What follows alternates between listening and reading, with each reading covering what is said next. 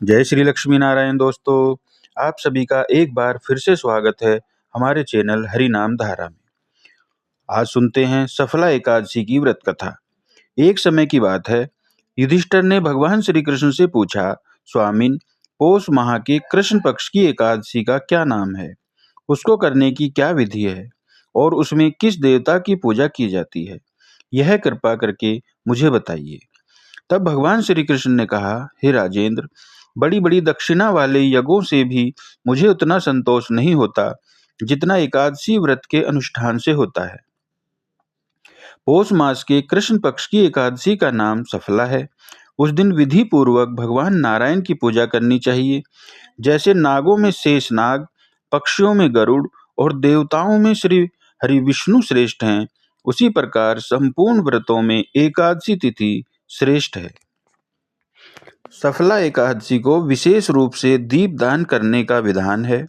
रात में वैष्णव पुरुषों के साथ जागरण करना चाहिए और जागरण करने वालों को जिस फल की प्राप्ति होती है वह हजारों वर्ष तपस्या करने से भी नहीं मिलती। इसलिए चलो अब मैं तुम्हें सफला एकादशी की शुभ कथा सुनाता हूँ। तुम ध्यान पूर्वक सुनो। चंपावती नाम से विख्यात एक नगरी थी जो कभी राजा महिसम की राजधानी थी। राजा श्री महिसम के 5 पुत्र थे। उनमें जो सबसे बड़ा पुत्र था वह हमेशा पाप कर्म में ही लगा रहता था। वह परिस्त्रीगामी और वेश्याशक्त था। उसने अपने पिता के धन को पाप कर्म में ही खर्च किया। वह सदा दुराचार करता और वैष्णव और देवताओं की निंदा करता।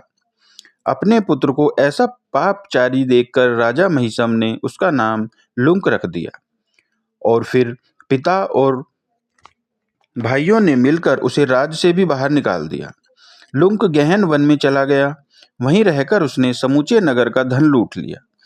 एक दिन जब वह रात में चोरी करने के लिए नगर में आया तो सिपाहियों ने उसे पकड़ लिया। किंतु जब उसने अपने को राजा महिसम का पुत्र बताया तो सिपाहियों को उसे छोड़ना पड़ा और वह फिर से वन में लौट आया और मांस और वृक्षों को खाकर जीवन निर्वाह करने लगा। उस दुष्ट का विश्राम करने का स्थान एक बहुत पुराना पीपल वृक्ष था।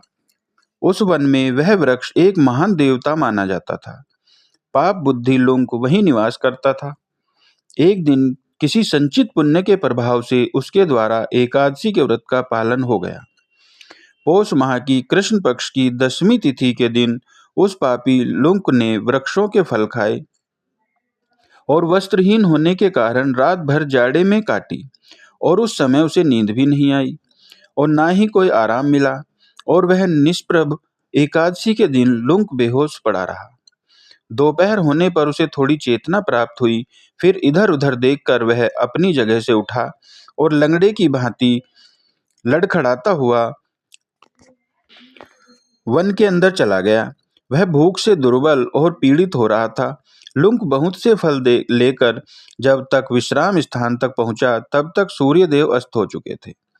तब उसने पीपल वृक्ष की जड़ों में बहुत से फल निवेदन करते हुए कहा, इन फलों से लक्ष्मीपति भगवान विष्णु संतुष्ट हो। ऐसा कहकर लुंक ने रात भर नींद नहीं ली। इस प्रकार अनायास ही उसने इस व्रत का पालन कर लिया।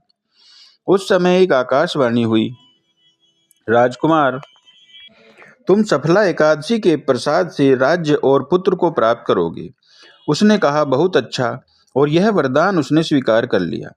इसके बाद उसका रूप दिव्य हो गया और तब उसकी उत्तम बुद्धि भगवान विष्णु के भजन में लग गई।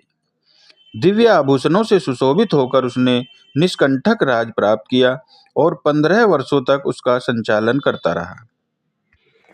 उसको मनोज्ञ नाम का पुत्र उत्पन्न हुआ।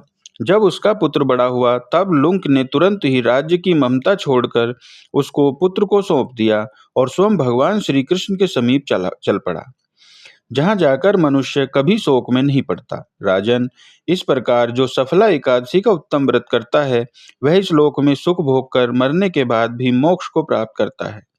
संसार में वे मनुष्य धन्य हैं जो सफला एकादशी के व्रत में लगे रहते हैं। उन्हीं का जन्म सफल हो पाता है। इस व्रत की महिमा को पढ़ने, सुनने या उसके अनुसार आचरण करने से मनुष्य राजसु यज्ञ का फल प्राप्त करता है। तो यह थी सफला एकादशी की व्रत कथा। आपको यह कथा कैसी लगी कमेंट करके हमें अवश्य बताइए और हमारे चैनल हरि नाम धारा को सब्सक्राइब करना ना भूलिए। धन्यवाद। जय श्री लक्ष्मी नारायण, जय श्री हरि विष्णु, जय श्री कृष्णा, जय श्री राधे कृष्णा। जय हो श्री वृंदावन बिहारी लाल की जय हो। जय जय श्री राधे, जय जय श्री राधे।